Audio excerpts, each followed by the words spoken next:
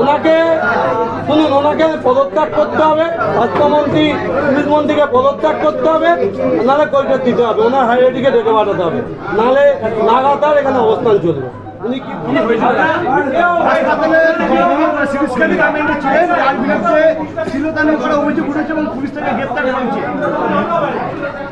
তার বিরুদ্ধে আইনানুগ যা ব্যবস্থা নেওয়া হচ্ছে।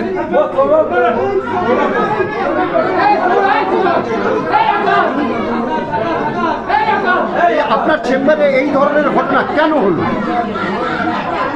আমি বলতে পারবো না। কি হয়েছে বলুন, কি হয়েছে? আপনাদের গাফিলতির অভিযোগে আপনার সরাসরি পদত্যাগ চাইছেন, কি বলবেন? যারা চাইছেন তারাই বলুন কি হয়েছিল? সেটা যা হয়েছিল আমরা থানাতে জানিয়েছি, যা ব্যবস্থা নেওয়ার, যেটা আইনানুগ ব্যবস্থা নেওয়া হবে।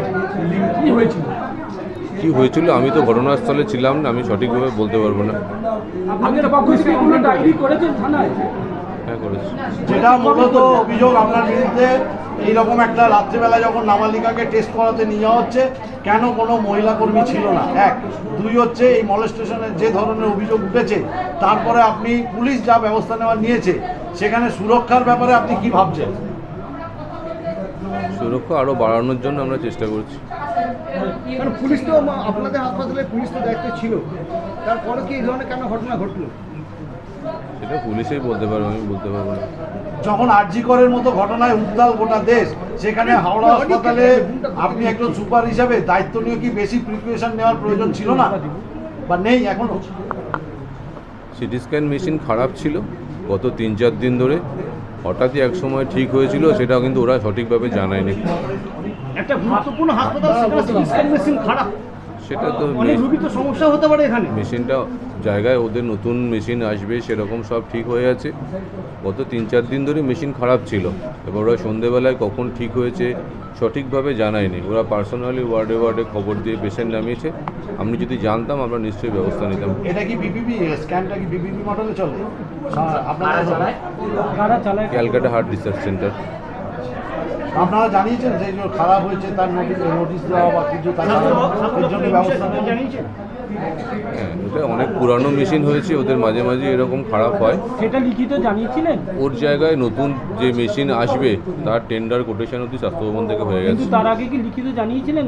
হ্যাঁ, জানিয়েছিলাম। যে ছেলের বিরুদ্ধে অভিযোগ, আপনারা তো অভিযোগ করা হয়েছে ওর বিরুদ্ধে, তার বিরুদ্ধে যে আইনানুগ ব্যবস্থা নেওয়া হবে।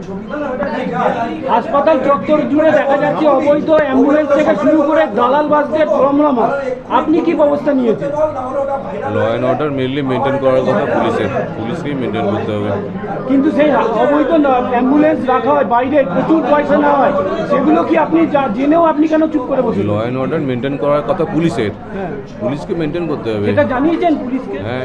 কতবার জানিয়েছেন? অনেক। কিন্তু কিভাবে থাকছে তাহলে? সেটা পুলিশই বলতে পারবে। এটা হসপিটালে ঢিলছোড়া দূরত্ব থানা, কিন্তু আসতে 1 থেকে 1.5 ঘন্টা কেন? কোনটা আসতে 1 থেকে 2 ঘন্টা? পুলিশকে আসতে 1 থেকে 1.5 ঘন্টা লাগবে। গতকাল রাত্রে সেটা পুলিশই বলতে পারবে। আমি আগামী জানি না। দিনের জন্য আপনি কি ব্যবস্থা নিচ্ছেন? এক হচ্ছে রোগী, চিকিৎসক, নার্স, স্টাফ সকলের জন্য কি সুরক্ষার কি ব্যবস্থা আপনারা চিন্তা করছেন? গভর্নমেন্টের নতুন গাইডলাইন বেরিয়েছে, দেখেছেন, সেই গাইডলাইনটাই আমরা ইমপ্লিমেন্ট করব। ঠিক আছে।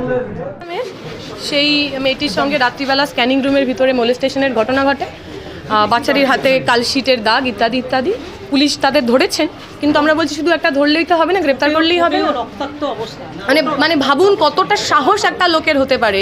এই আরজি করের ঘটনা নিয়ে পুরো দেশ উত্তাল, তাতেও তার মনে হয়েছে পশ্চিমবঙ্গের মধ্যে এই কাজ করতে পারে। এর দায়িত্ব তো পুলিশকে নিতে হবে, এর দায়িত্ব পুলিশ প্রশাসনকে নিতে হবে, হাসপাতাল কর্তৃপক্ষকে নিতে হবে।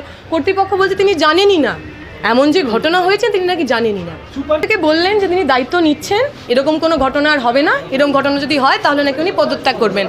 আমরা আমাদের হাওড়া হসপিটালে সুপার জানে না তার হচ্ছে যে এক্স-রে মেশিন খারাপ, সুপার জানে না তার সিটি স্ক্যান মেশিন খারাপ। বলছি আমি জানিই না আমার সিটি স্ক্যান মেশিন খারাপ। আমাদের পরিষ্কার 3টে দাবি আছে। এক, এই হাওড়া হসপিটালে নার্স, ডাক্তার, রুগীর হচ্ছে যে যারা আছে পরিবার পরিজন আছে তাদের সুরক্ষা চাই।